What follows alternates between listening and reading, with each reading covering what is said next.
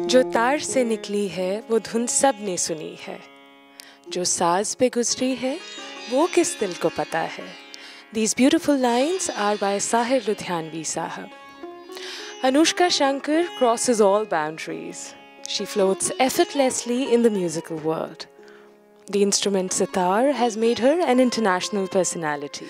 Anoushka Shankar continues her journey with yet another album, Traveller, which we will talk about today, and also have an insight into all the qualities which really go on to make her indeed so beautiful. Welcome, Anoushka. Let's begin by talking about your album, Traveller. How did it come about? This album came about from a desire to explore both the Indian classical tradition from which I come and also the flamenco tradition of Spain, which I've always had a great love for. Without knowing much about it, I always felt a connection between the musical styles in my response to it. And on study, I realized that there is a fascinating journey that occurred almost 1,000 years ago from the Rajasthani gypsies moving out of India and traveling across, eventually landing in Spain. And their influence on the music and the culture and the language of the gypsies of Spain is something that's not been greatly explored, though people know a lot about it. And on this album, I was in a way trying to retrace that journey through traveling yet again from India towards Spain. The Inside Me song, how did that come about? You mentioned about the feeling that you had inside you of creating a beautiful life. But what inspired you really?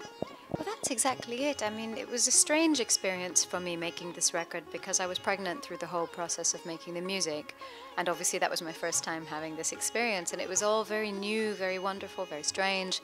So a lot of the music was an exploration of that in a personal sense. And on Inside Me in particular, the melody came first in that song, and it was a very joyful melody, very buoyant, very kind of containing a feeling of dance. And when I was trying to write words, I immediately thought that it reminded me of the feeling that I had of a life dancing inside me.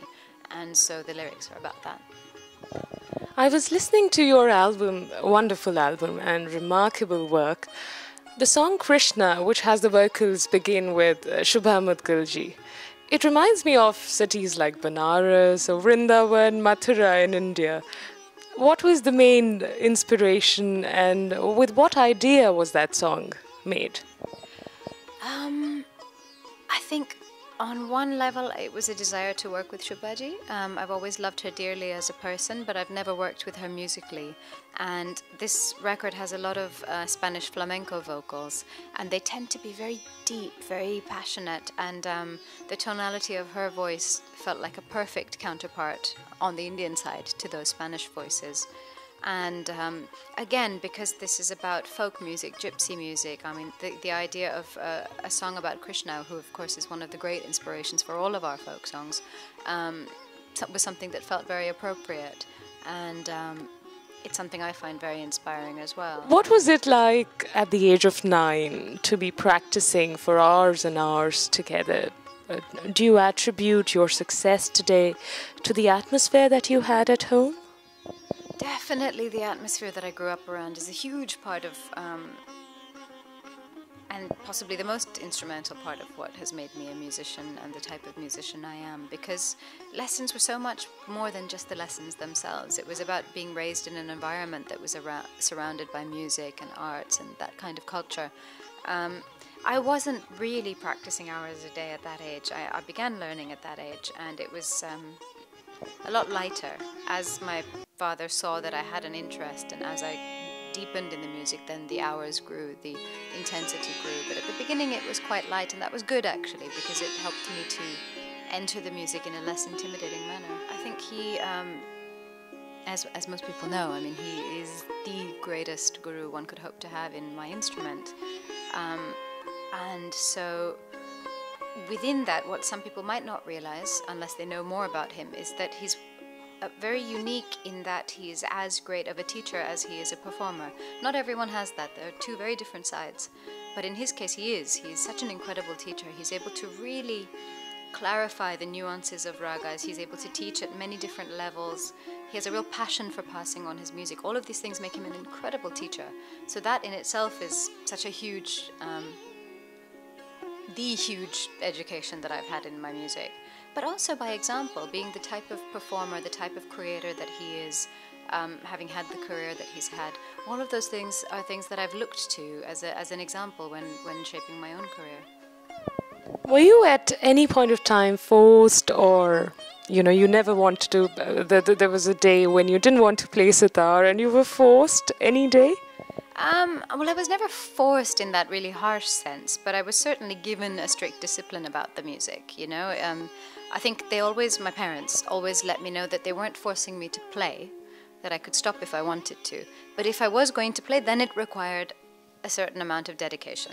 So I knew I wasn't being forced to play, but I had to give it that seriousness and give it that commitment if I was going to play. So certainly there were days I didn't want to practice, I didn't feel like it, and they would have to guide me and push me a bit. Yeah, definitely.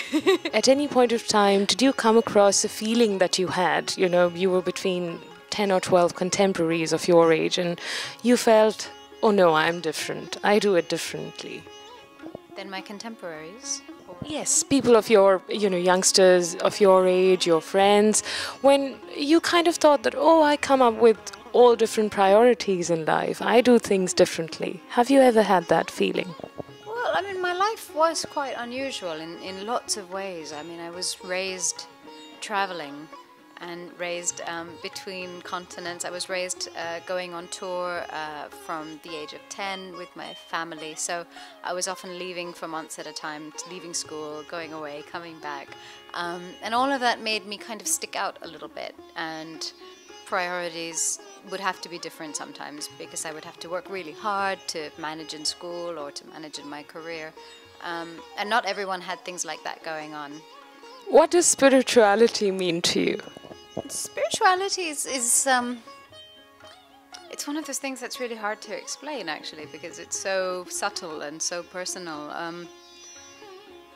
I try to see it as something that's not just a thing that I do now and then, but is applicable to everything in my life. So it can be anything, really. It can be practicing music, it can be yoga, it can be the way you treat people, it could be having good thoughts through the day. I mean, all of those things can seem quite simple, but they are a commitment to a more spiritually aware way of life, I think. I know the fact that while you're playing your alap and the way you improvise it, that is when you feel very close to the creator. What would you say about that?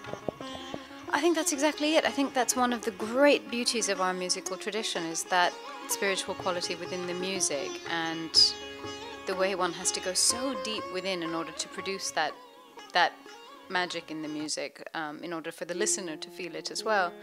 And it doesn't happen every moment. It can be quite elusive sometimes, but you do reach those points where you get really lost in what you're doing and you're so in the moment because of the improvising. And that can be one of the most magical feelings ever. It's incredible. You share a wonderful relation with your father. Obviously, he's your, mentor, your guru, your biggest well-wisher, I would say, your guide, your everything in the world of music. What sort of relationship do you share with your mother?